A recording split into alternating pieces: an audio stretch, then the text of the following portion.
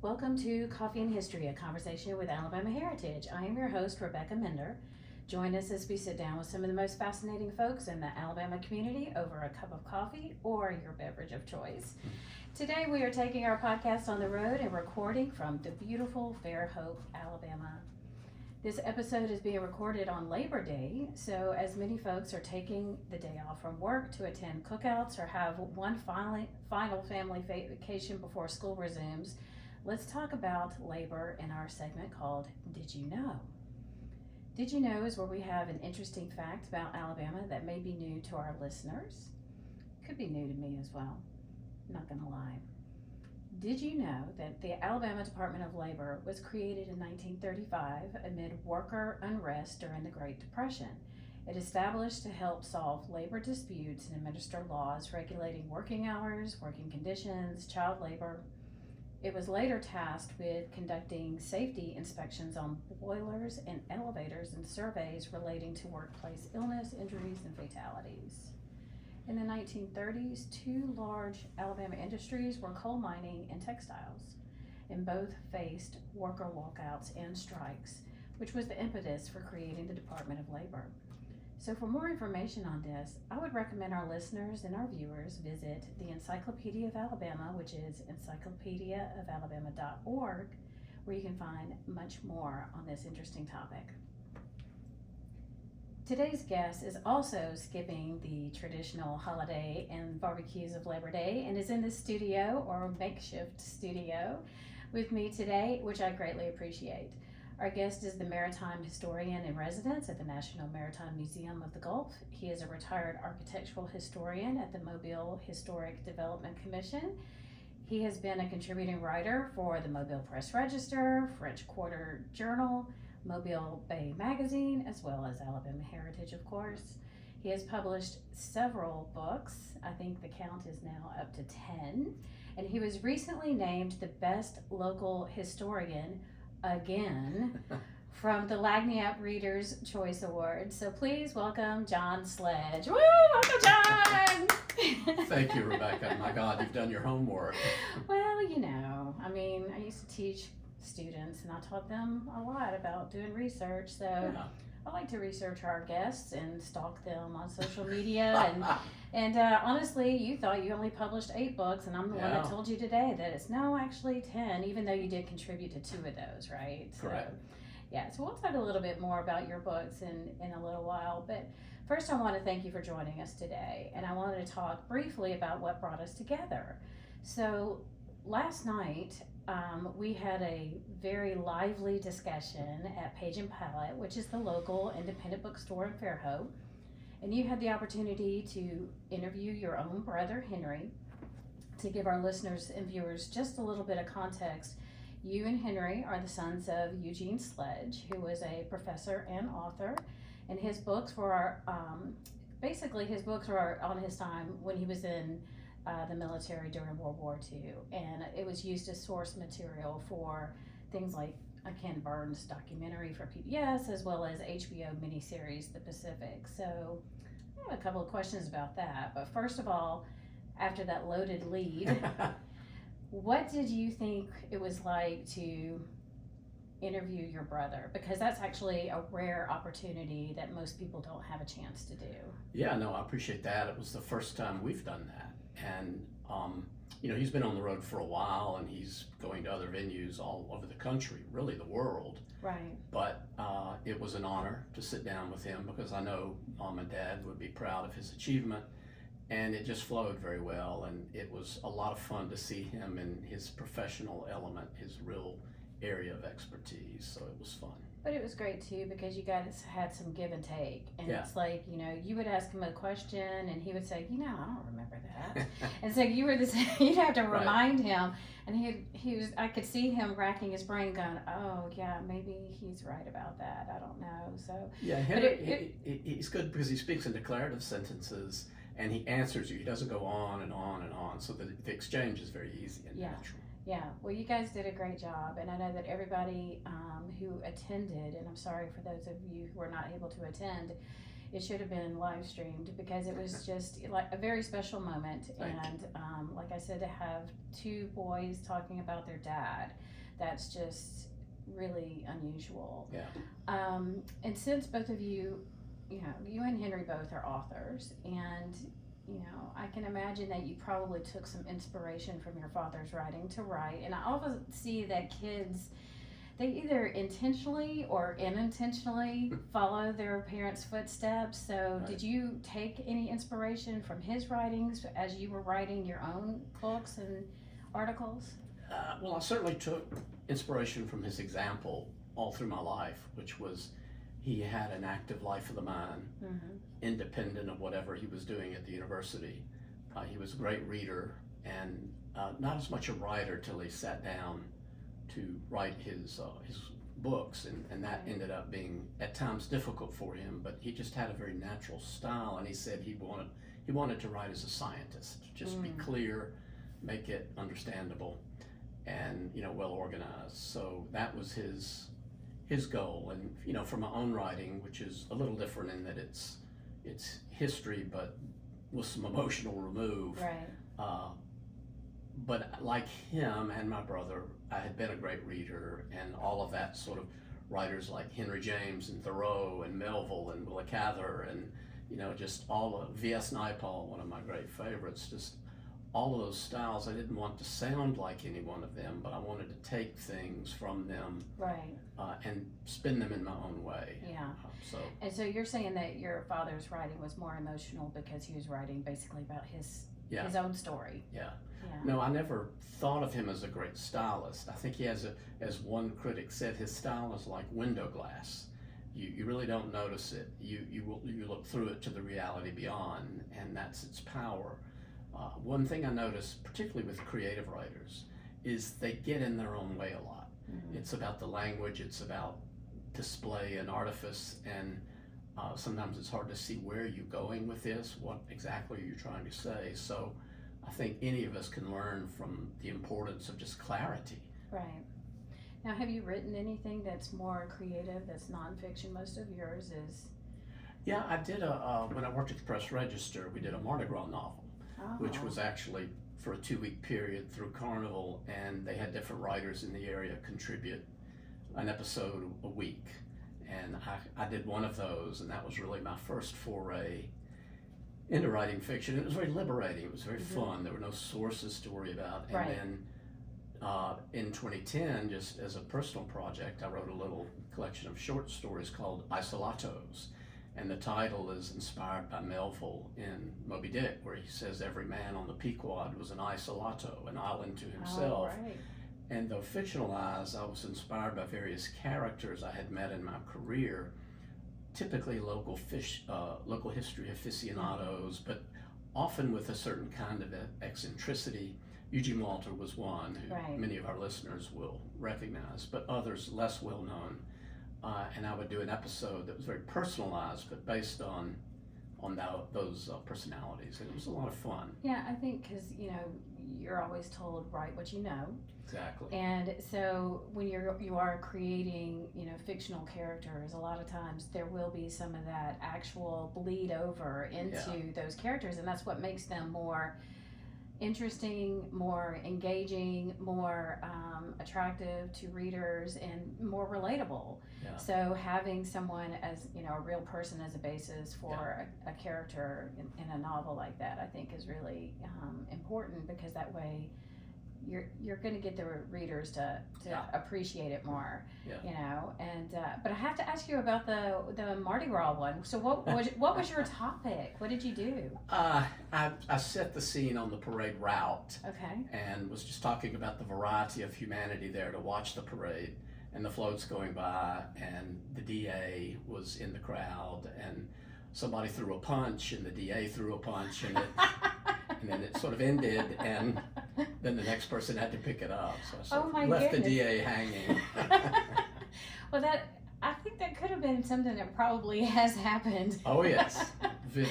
I mean, Mardi Gras parades. I mean, for our listeners, Mardi Gras originated in Mobile, so Yeah. we will die on that hill, knowing that Mardi Gras did originate there, not in New Amen. Orleans, and it is more family friendly Amen. in Mobile.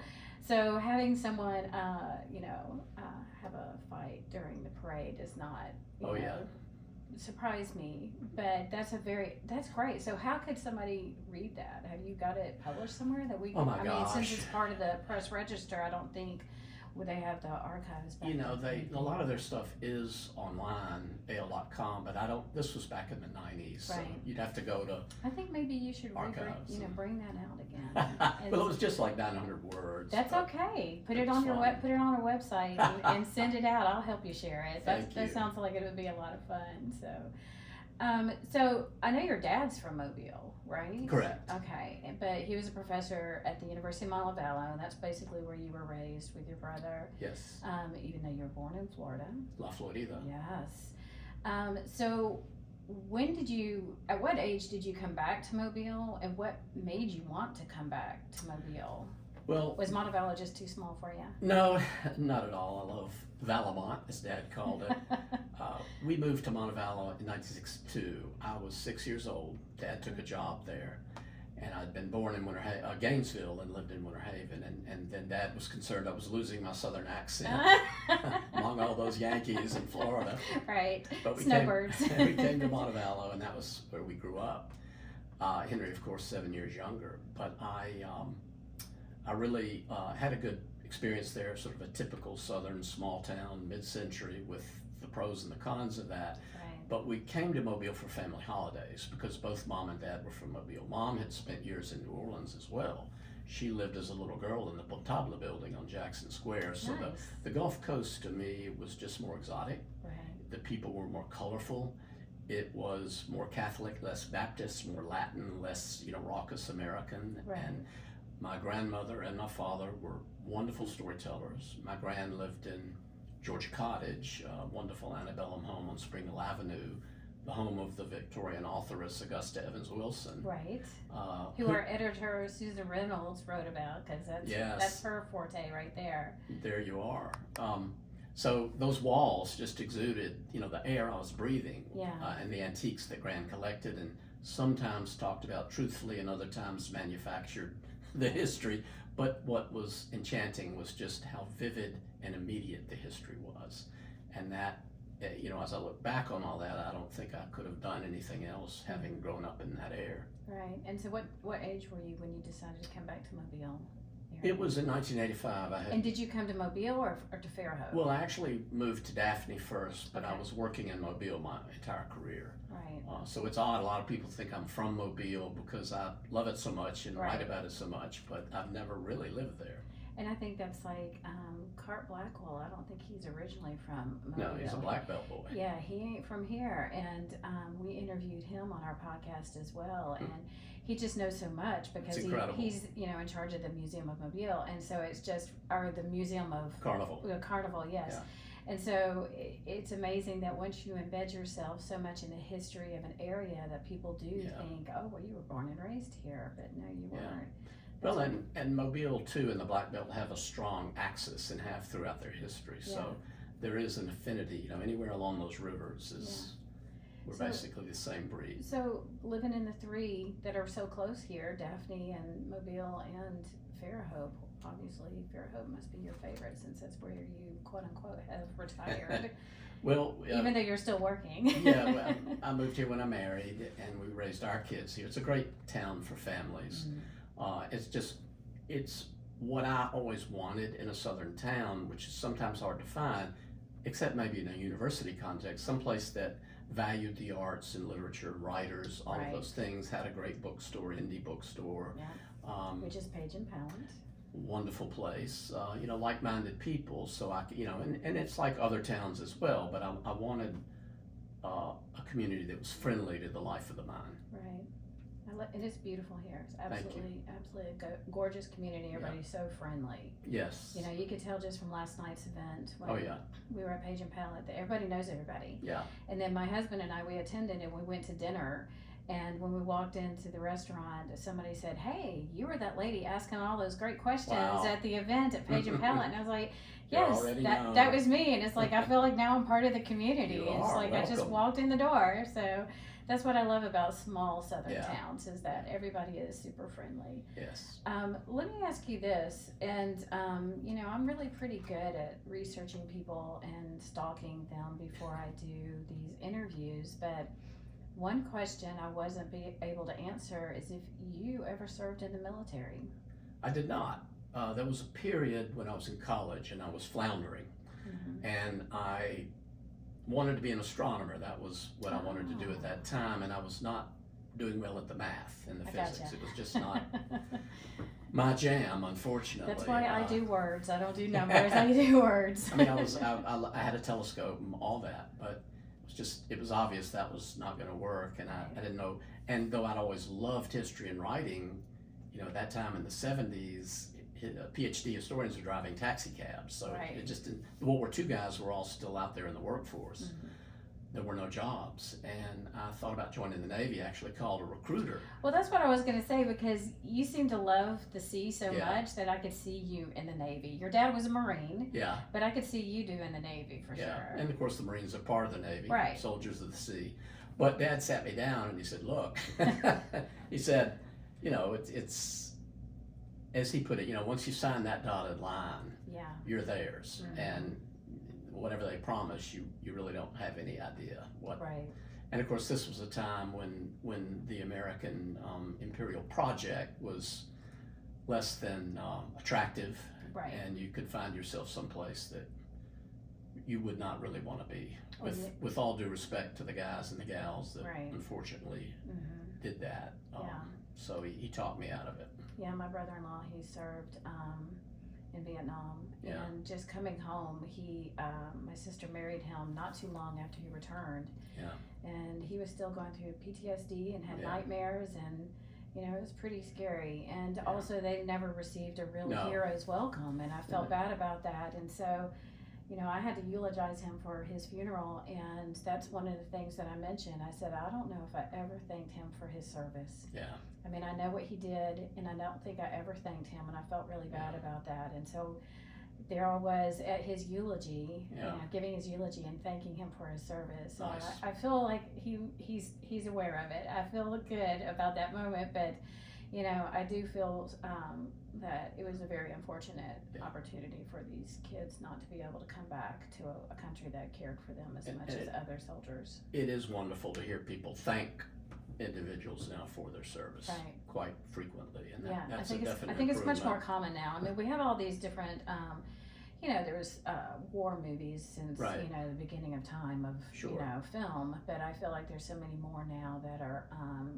more realistic, like Yeah. using your dad's book for an example for these different documentaries, and so people are understanding that this is not just made up; it is actually a true story. No, and of course its message to the politicians is always stop sending kids. Right. Putting it's the young men that are fighting the wars Yeah. and women, and it's the old ones that are blundering into them. So Yeah. that's a good message. So let's move to a more cheerful topic. Amen. So, recently the ocean liner, the USS United States, was ceremoniously brought to Mobile. I think they talked about it for weeks. It's like Yes. it's on its way to Mobile before it even got here. Yeah. And I think the goal is that it's going to be sunk to become an artificial reef. And, Yes. But beforehand, you gave a lot of tours Yeah. of the vessel. So can you tell us a little bit about the vessel itself, but then what the goal is and what those tours were like, and did you Yeah. have a lot of people come? I think the tours have stopped, right? They're still doing them, but Okay. the interest is her funnels have been removed, so she's a lot less glamorous looking than she was. I got you. Okay, so tell us a little bit about the ship and those tours that you gave. Yeah, she was built in the early 1950s.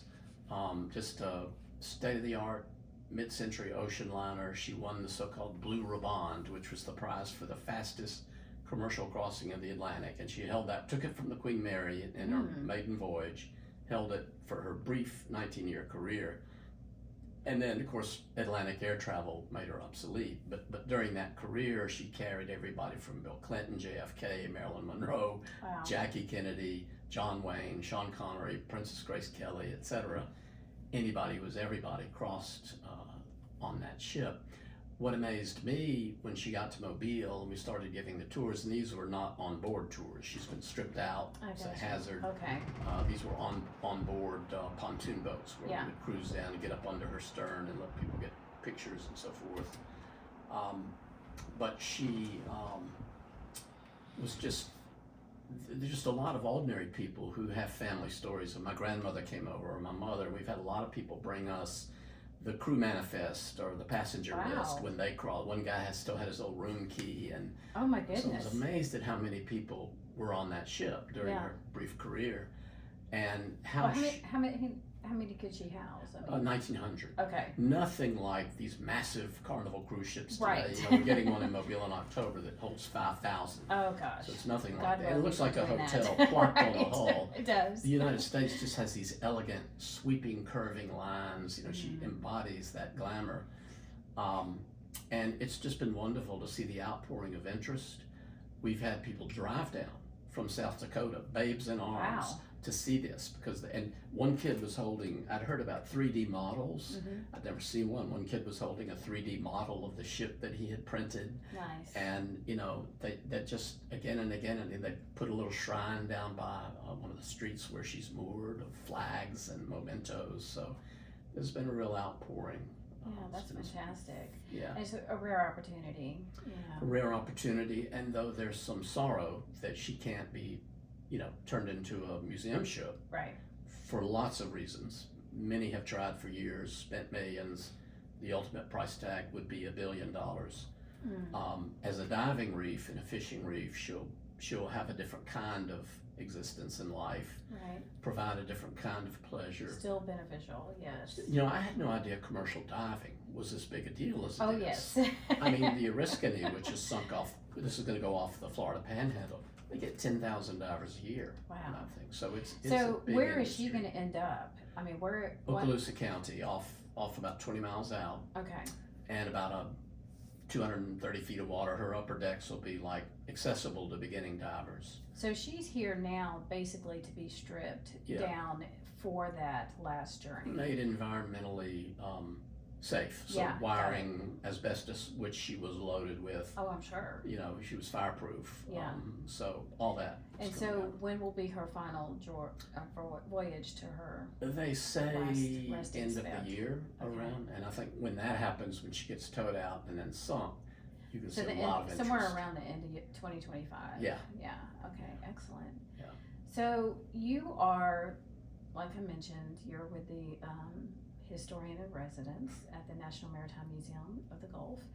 And I think that's the only one that's dedicated to the history of the Gulf. Is That's that correct? correct, Okay. yeah. Can you tell us more about the museum and what can be found there? Is this like a museum that just anybody can go and visit? Yeah, it's open to the public. Okay. Opens Wednesday through Sunday. It is celebrating our 10th anniversary. Oh, happy 2026. anniversary. Thank We should you. have had cake. Yeah, where is it? Cake and champagne. I fell down. I'm so sorry. Quite all right. But it's not the museum in the sense that you're going to see lots of nautical artifacts. Okay. It's more of an interactive, it's part of it has a replica of a container ship inside because of Mobile's association with containerized shipping. But there's a pilot simulator in there where you can learn how to steer a vessel. There's a big globe that you can play with and see different weather patterns and shipping patterns. And so it's quite an interesting kind of place, more like an explorium for the sea, if you Gotcha. will. Yeah. But we have two big exhibits coming up, one on the Mobile River Delta, Nice. which will, as many people know from Ben Rains's work, the American Amazon, as he's dubbed it, that should be quite spectacular. We're working with a firm out of the Netherlands. And then we're also doing a big Jimmy Buffett exhibit. Oh, And of course. that, the eyes light up. So we've been working with his family on that. And We've they'll- got a lot of cool So stuff. in the gift shop's gonna be serving margaritas and Amen. cheeseburgers, right? Exactly. In paradise. And you gotta have parrots in the gift shop Exactly. as Yes, well. yes. Make sure. And of course he had mobile roofs. So. Right, of course he did. So yeah, that's great. And so Yeah. that's going to be coming up in 2026 sometime. 7 probably. 2027. Yeah. Okay. Well, I Should be think a lot of fun. I think your website is NMMOG Mm-hmm. for I think it's nmmog.org. Yes, correct. Okay, perfect. So people can log on Yeah, and and- find out more about it. Yeah, and we have a blog. And we post stuff. So Excellent. if you like So- ships and stuff. Your title though, historian in residence. So what exactly does that mean? Yeah, it's I'm a supernumerary for the city of Mobile, Okay. which essentially means that. Means you're super. Gracias. Yeah, I don't get benefits, but I'm paid my old salary, and I'm limited the number of hours I can. So basically, gotcha. about 16 hours a week. It's a great retirement job. It's fun. It's 2 days a week. All the BS is gone, that you would get in a regular job, and I'm just there to help provide them some content, help them with some labeling and. Do you write panels. for the blog or anything like that? Yeah, I do. There's a lot of my stuff, particularly things that I've published either in the French Court Journal or See History magazine. I write a good deal for them. We'll reprint those or repost those on our blog, Right. which is fun because I can go a little beyond Alabama with that, which is nice. That's cool. So, our editor, Susan Reynolds, and that's editor of Alabama Heritage Love Magazine, Susan. which Alabama Heritage Magazine, go to alabamaheritage.com. It's a great quarterly print magazine, and you can also subscribe or give it as a gift. Gotta get that plug Yes. in there. Happy Christmas. Yes, Susan is a fantastic person. She's one of the best editors that we've ever had, and she and I were on hand when you won the Clarence Cason Award a couple of years ago. And just for our listeners, so they'll know that Clarence Cason, he founded the journalism department at the University of Alabama. He was quite vocal about certain topics that were controversial for the time. Yeah. And as a journalist, what was it like for you to actually receive that honor? Well, it was incredible. It was probably the most distinguished award I've ever received, and to be included in the company of people like, Roy Hoffman and Hal Raines and so many distinguished Alabama writers going back 20 or so years was just, it felt not only like an affirmation, but it just was an honor to be in. It kind of felt like that I had sort of made the lower slopes of Parnassus. Yeah. And that I could be comfortable there. Right. And it was, everybody was wonderful. It's always nice to be appreciated for, what Yeah. you do and your contributions to the community. So Amen. well deserved, Thank you. my friend. Thank you. All right, so your time with the Mobile Press Register, that's when you were a book editor. Yes. And did you ever keep track of how many book reviews you wrote? Yeah, I did. And for those listeners who don't know, book editor basically means I was the book reviewer. We had Yes. a page. Right. And I actually published about 100 of them in a book called Southern Bound Nice. that South Carolina did back in 2013. So I felt like I was able to sort of more permanently preserve some of those. But I did about 700 columns before they killed us all when they went to the internet.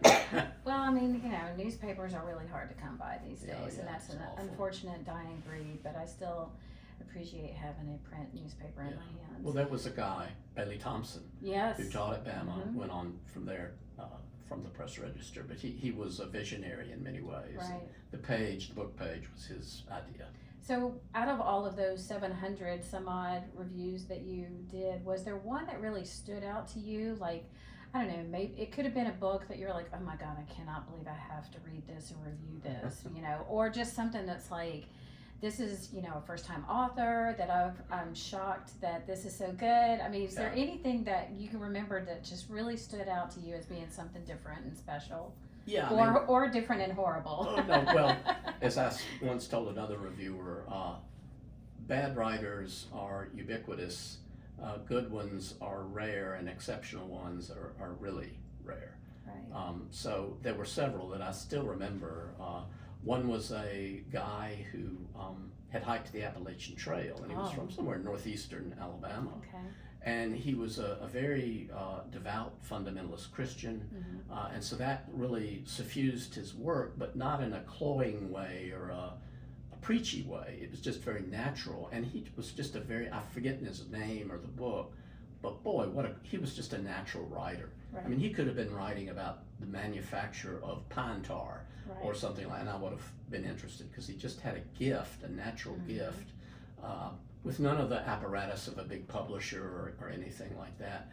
And another was a simple, I think he was a North Carolina school teacher who wrote an epic poem called Against Immortals Raging, about the Battle of Gettysburg. Wow. And it was just a great epic poem by this guy without any real poetic bona fides. And so the great pleasure of that job was just reading more widely than I would have otherwise, encountering foreign authors like Orhan Pamuk of Turkey, who's a great favorite, Jamaica Kincaid, and etc. But also just these undiscovered gems that would just come across the trans, because we would get, authors fret about not getting book reviews, and on the other side of it, you're getting desk loads. 50 and 60 a week. So I'm sure there was a lot that did not make the cut. Yeah, and then just there's because pressure. of time. And there's pressure from the big publicists, and the Dan Brown, the Da Vinci Code, and or the Purpose-Driven Life, books like that. I didn't pay a lot of attention. Those did not interest me. Well, they didn't need your review, because they're going to get everybody else's as well. So I love that you would pick some of the hidden gems like that. And it was just a delight to find those. Good. So talking about book reviews, do you ever read any reviews of your own books, or have you read like a book review of your book and said something like, "Oh my God, I would have done this totally differently"? Yeah, but kind of a hard question, maybe. I'm happy to read them, and I'm honored to get them. Sometimes I'll think, they really missed the point here. Yeah. But that's I've got to be able to deliver it, so maybe they're right. I don't know. What I see creeping in now with a lot of reviews, particularly in history, is more of a political correctness, which I hate to see history being infected with that to the degree that English has been for much longer. But my attitude is also, when you're writing at that level, this is the bigs, and you take it on the chin, as Naipaul would say, take it on the chin and move on. Right. You're a big boy. People are going to have different attitudes and opinions about what you write, and that's the game. So I'm not going to fuss about it or tiddlywink it. If that's their opinion, then so be it. Yeah, I mean, I would be afraid to set up like a Google alert for myself and then start seeing what people are saying and writing about me. I would be horrified. No, and particularly now with social media and the explosion of Reddit and sites like that, there's a lot of stuff that just isn't what we would have traditionally considered a review. It's just anybody can spout off. Well, there's a lot of influencers too. Yes. And so like even with TikTok, there's book talk. And so they can have people who read your book and then, but there's people who will actually read it and then talk about it, but then there's influencers who want to get paid to do that. So it's opened up a whole new world that's not just part of what our traditional book reviews that we're all familiar with. So yeah, and I've not had so much interaction with that. Those aren't the kind of books that I write, but I think too that's a symbol of health. It's a vigor that's. It's good that people are reading. Though. Yeah, amen. I appreciate that. and they are. And what I hear from bookstore owners, such as Angela Trigg, a great friend at the Haunted Bookshop in downtown Mobile, is that her best customers are the young people, the Gen Zs more than anything, and they're reading.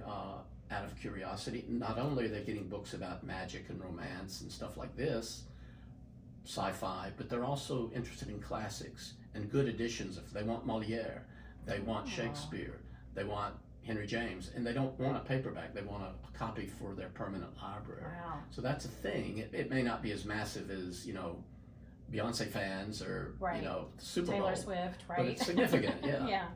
Excellent. So you have written several books, as we discussed, and somewhere in the double digits. And you've recently written Mobile and Havana, Sisters Across the Gulf. That was published by UA Press. And that has photography from our good friends, Chip Cooper and Julio Laramendi. and I know I've worked with Chip and Julio on like their side by side, exhibit that they did where they went to Cuba and two different people taking photos of the same thing and having different perspectives. And I thought that was really an interesting, and Chip has even talked about how that was a learning experience for him just to see, the same subject through a different photographer's eyes. And they could be standing literally side by side, but doing something different. So with this book, it's kind of like that in the fact that now we're bringing Chip and Julio's photos to life, but we have you as the American historian, and then we have Alicia Garcia Santa, who is the Cuban historian. So is that something, were you guys able to work together for this manuscript for this book, or how did that work with you and Alicia together? Yeah, because I haven't done a lot of co-authoring. I've worked with photographers. Sheila Hagler was my photographer on my first 3 books. Wonderful black and white photographer in Mobile. But with Mobile and Havana, it was their idea, Julio and Chip's, and they're very enthusiastic. Oh, yes. And in the beginning, we went down there in 2019. I was just kind of overwhelmed by Havana and everything about it. Right. And I honestly didn't think there was enough material to do a book about Mobile and Havana. I remember Julio saying there is. Yes, of course he's going to say that. And, there was the mayor in the meeting, and I committed myself to it thinking, oh my God, then the pandemic hits. Right. So we're at home, and I'm able to really do a deep dive research, and I discovered all these wonderful things and personalities between the two cities. And then we made multiple trips after that. I ended up doing basically a standalone essay that's about half the book, and Alicia focused on the architecture. I tried to focus on some of the individuals, beginning with some of the Native Americans like Tuscaloosa and Havana Quene, who was a Taino chief that the city of Havana is named for, DeSoto, and on up to the kids that started Cuban baseball, had been students at Spring Hill College. So it was just a terrifically fun project and a deep dive. And Julio, and I should, just a brief correction, it was actually published by Ediciones Palomita, which is a Guatemalan publisher, but the University of Alabama Press is our distributor in the U.S. And JD was great. JD Wilson, who's the director of UA Press. Wonderful guy. Nice shout out. Thank you for doing that. Amen. So the book was a lot of fun and just a lavish production, and to showcase Chip and Julio's photographs. And plus, who doesn't want to go to Cuba? I mean, come on now. I mean, seriously. Yeah, it's an amazing place. If you ever need an assistant, just call me, and I'll be glad to go with you. I'll pack my bags in 5 minutes. And I can see you on the veranda of the Hotel Inglaterra with a mojito. Probably. You're not wrong there. So you had mentioned Sheila, and let's talk about Sheila Hager. You had done a couple of books with her, and 2 of them that I really enjoyed.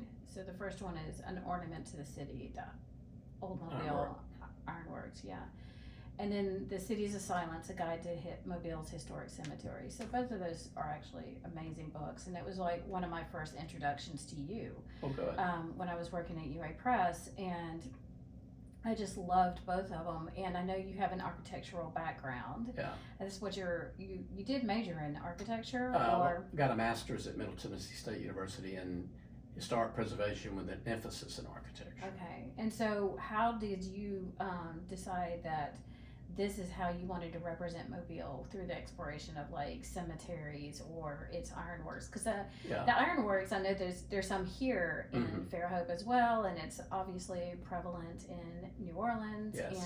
And so, but just having that and the cemeteries, those are 2 very distinct subjects. And so, what made you decide to talk about those? Well, with cemeteries, to begin with, I was just amazed early in my career with how rich Mobile is in terms of its material resources, its historic ironwork, cemeteries, buildings, etc., stories that are not as well known. And we're always comparing ourselves to New Orleans, Savannah, Charleston. There are tons of books about all those things in those cities. Right. A kind of a blank space in Mobile, and I thought, this is like a playground. I can do whatever I want. And I love Sheila's work. She does very moody, black and white. And I had been doing some preservation work in the cemeteries, and they were so rich and full, and I thought, we need a book about Mobile cemeteries. And cemetery books often tend to be either just purely artistic, focusing on the imagery, or they're genealogical. So-and-so's buried here, and then it kind of goes off on a tangent about their grandfather or whatever. But I wanted to look at them as cultural landscapes Mm-hmm. and how they connected and lived within the city's fabric. So it was a tremendously fun project. And then in doing the cemeteries, I learned a lot about historic ironwork and actually found the complete record books, all the correspondence of a local agent for a Philadelphia iron foundry in Mobile. And the guy's name was Daniel Gary, and every order, all the correspondence about this ironwork from benches in Bienville Square to the lovely veranda on the Convent of Visitation on Spring Hill Avenue, it was just all documented and colorful at a difficult time in Mobile's history, right after the Civil War. And I thought, man, so why not do a book on ironwork? Yeah. And that just flowed naturally. Well, they're both great books, and I hope they're still in publication. I'm assuming. I think they Cities are. of Silence is out of print, Okay. but Alabama did Cities, Georgia did the ironwork book. Right. It's still in print. Robin McDonald, who designed for the magazine for That's many right. years, He was one designed of our both of those. photographers and Yeah. designer for the magazine for almost 30 Yeah, years, I think. Decades. So, shout out to Robin Yeah, McDonald. he did a good job. Good job. He did. So, John, this is where I'm going to reach the point of a more random, rapid fire type questions in a segment that we call Before You Go. So, I hope you're ready. Yes, ma'am. So, let me ask you this. We mentioned Mobile and we mentioned Mardi Gras and everything. But in Mobile, they also have, on New Year's Eve, they have the moon pie drop. So I'm going to ask you, do you even like moon pies? And if you do, what's your favorite flavor? I love a chocolate moon pie. Oh, It's thank you, marshmallow Jesus. filling. Yes. Yeah. No, it's great. And the banana's good too. Banana is good. I don't like, people say, oh, I love the vanilla. And it's like, really? And When I you have wrote about this chocolate? actually in These Rugged Days in my little prologue, where we're taking the trip down to Selma with my aunt. She's talking about Wilson's Raid and Forest. And Dad, we would always stop at Ebenezer Baptist Church where there had been a little battle. And Dad would always say, we're going to stop for an RC Cola and a moon pie. Exactly. And there was some, gas station with a tin roof and a proprietor chewing tobacco, and we'd go in. And so my love of moon pies goes way back. Was it an RC cola or an RSA? I don't It's know that multisyllabic. Yes, right. You're true. Okay, next question. Would you rather be trapped on a tall ship or a submarine? A ship, So you can escape easily. at least breathe. Well, that's true. I don't know if I'm really claustrophobic, but I might be Yeah. claustrophobic. Okay, you recently wrote about the explorer Cabeza de Vaca, Mhm. and I studied him in grad school, and I know that he talked a lot about surviving on prickly pear fruits, which is basically a cactus. So have Yeah. you ever had a prickly pear fruit? I have. We love to go to the Southwest, Okay. New Mexico and Arizona, and some of the restaurants there you can actually What's get it taste that. like? It's just very refreshing, very good. I mean, obviously there are no, spikes or thorns. And there's a great restaurant in Sedona, Arizona called the Cowboy Club. Okay. Waitresses wear six guns. Oh. Nothing sexier than a woman with a 6-gun, I'll tell you. Yes, ma'am. It's like, I'll do whatever you say. But they have not only bison burger and elk, but they have cactus fries, which are very good. Oh my goodness. So that's, I guess, where they just cut out the heart of the cactus and fried it up. Wow. Recommend it. Okay. So this might be controversial, but who has better architecture? Would it be Mobile or New Orleans? Oh boy, New Orleans has more, Okay. and they're very similar in their tradition. Mobile's closer to my heart. New Orleans is just, they both have their preservation challenges. This is such a political answer you're I- giving. you know- You're not running for governor. It's okay. No, I'm not. Or wait, are you running for governor? No, no. Oh my God. I know this is a tough question. Well, and it depends on how you define better. I'm wiffle waffling here, Okay, but they're both great, but they're both Mobile's great. better because we're talking about Alabama. What I here. love about Mobile is it's a lot of what you have in New Orleans, but on a much smaller scale. I like to say that Mobile is New Orleans' older sister. She's better company at table than in a bar, but she's seen a slice of life and she's held her beauty even though she's aging. So I think if you're more interested in obvious kind of fun, casinos and drinking and all of that, go to Bourbon Street. But if you want to kind of get down into the seams and the soul of a place and you have a little time, Mobile has very rich rewards. Oh, very well said. All right, I think I probably know the answer to this question, but I'm going to ask ocean, mountains, or desert? Wow, I like being by the sea, but not on the sea, Okay. Because it can be Even rough. though you're about to go on a cruise. Good luck. But yeah, mountains. I love them all. I love aspects of them all. So that would be a hard choice. Okay. What's the best gift you've ever received? Well, I think my children. Oh, very well said. So your dad, Eugene, he had the nickname of Sledgehammer. Mm-hmm. And I've heard that your brother Henry's nickname was Big Shot. Did you have a nickname? I did. Growing up, it was Lucifer. Lucifer. So why is that? I really don't know. Were you just a little demon child? You lived the terrible twos your entire life? I don't know. I mean, I feel like I can't run for governor now because I don't know. Maybe you can. Lucifer for governor.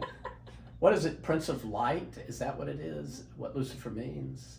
Because I know it was a brand of matches in the 19th century, Lucifer's. I think it's Prince of Light. Did you have red hair when you were a kid? No, it's a mystery to me, and I can't add, but I've been saddled with it. When you get to the pearly gates, you can ask your dad, why did you call me Lucifer? I want to know. My brother got Big Shot, and I got Lucifer. Yeah, it's might impede I hope it doesn't impede my entry. Well, speaking of pearly gates, do you believe in ghosts? I do, very profoundly. I believe in the written past. by a cemetery, so it's and I've had some powerful, not a lot. I don't like the ghost tours where they go out and here's Boynton and he tells us not so much that, but I do believe in the power of the past. Yes. Faulkner said the past isn't dead; it's not even past.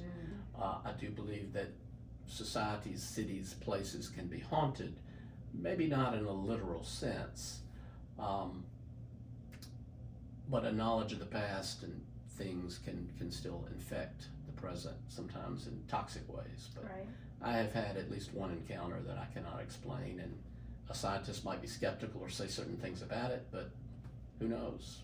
Okay, so to continue this theme of death that we seem to be on for some reason, who would you like to eulogize you? Oh my God. Either Roy Hoffman or my good friend Eugene Levert. Nice. They both know me very well. And so they got all the dirt, so they know exactly what to say to bring the humor into it. And it would be nice for my wife as well to eulogize. I mean, she knows me, the good and the bad. Yeah. But if she can't handle it, if she's too emotional, then you got backups. You got plan B and plan C, so you need to put that in your will so they'll be right. Actually, it's documented on this podcast, so it'll go viral and everybody's going to know. Well, listen, John, I want to thank you for being our guest. So thanks so much to John Sledge for being our guest on Coffee and History, a conversation with Alabama Heritage. You can find our podcast wherever you listen and also watch us on our YouTube channel. Don't forget that if you want to subscribe to our magazine, just log on to alabamaheritage.com. Until next time, thanks for listening. But first, I need more coffee. Bye, everybody. Thank you.